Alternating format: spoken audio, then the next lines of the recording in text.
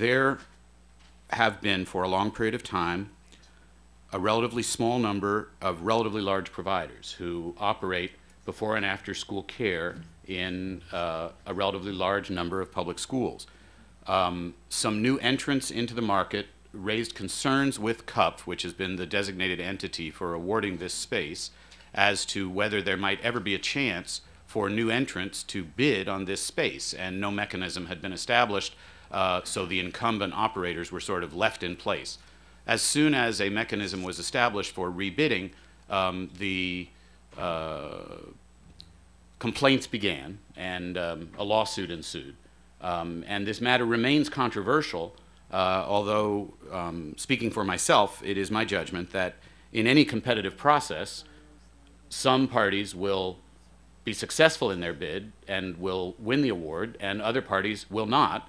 And it is not at all surprising that those parties who were not selected will be unhappy, may complain to elected officials, and may indicate that they don't believe the process was fair.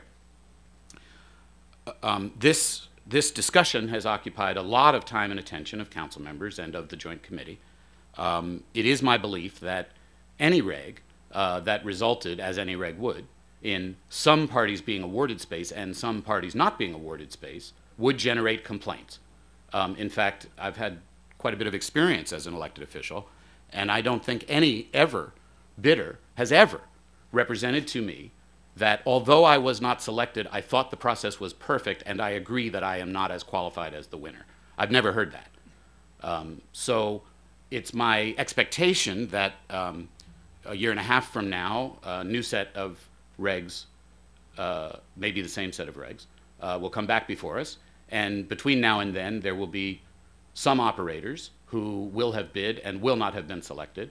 And those operators will beseech the council not to adopt this process again. That's why I'm glad that a majority of my colleagues in the Joint Committee are pushing this out for a longer time, because the council will have the benefit of more of these awards. And the council will have the ability to assess, based on a review that's taking place, as to whether indeed there seem to be really deep flaws in a process. Now, I want to really thank Vivian Yao, because a year ago, when the draft regs were submitted, Ms. Yao listened very, very carefully to the input that we got and recommended a whole lot of changes with respect to the selection committees and who could participate and how to avoid conflicts of interest and a wide range of topics. I mean, and very cooperatively, the Community Use of Public Facilities Office agreed with Vivian Yao's suggestions, and so the council has played, through Vivian, a really constructive role, I think, in making these rules better. The executive branch is requesting that we make the rules permanent. I think, given the volume of complaints that have occurred and our desire to be fair and responsive, it's reasonable to approve a sunset. But I do think that the longer sunset will give us the benefit of more of these awards and a better opportunity to assess what's actually taking place. If memory serves, the last round of 9 new awards resulted in 1 formal protest. As I hear that, it does not strike me, 9 awards, 1 formal protest, that the process that we've just begun in the last year is so corrupt or profoundly flawed that we need terminate it altogether, as unfortunately the Commission on Childcare has asked us to do. They've asked us not to extend these regs and let them expire. The result of not extending these regs and allowing them to expire would be very much in the interest of incumbent operators, but it would not be in the interest of open and fair competition. I understand, and I don't cast aspersions on anyone. I think everyone's operating out of good faith, and I think it's entirely understandable that people operate according to their own understanding of their own best interest. That's how human beings work.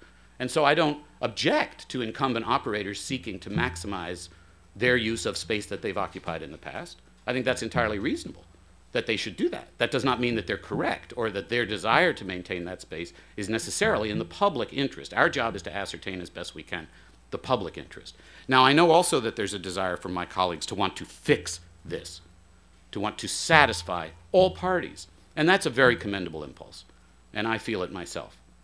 Except that when you have competitive bidding, I just know that not all parties will be satisfied, because not all parties will win. Some will, some won't.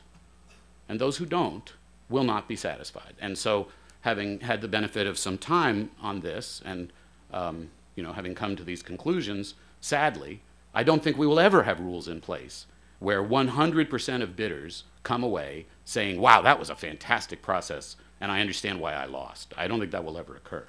Even if we transferred the responsibility for this selection process to some other agency, I suspect that agency, whatever agency it was, would become the focus of discussion by unhappy bidders. That's just a fact of life. All in favor of the committee recommendation to extend the sunset of this regulation by 17 months, please signify by raising your hands. And that's unanimous. Excellent. Well done, everyone.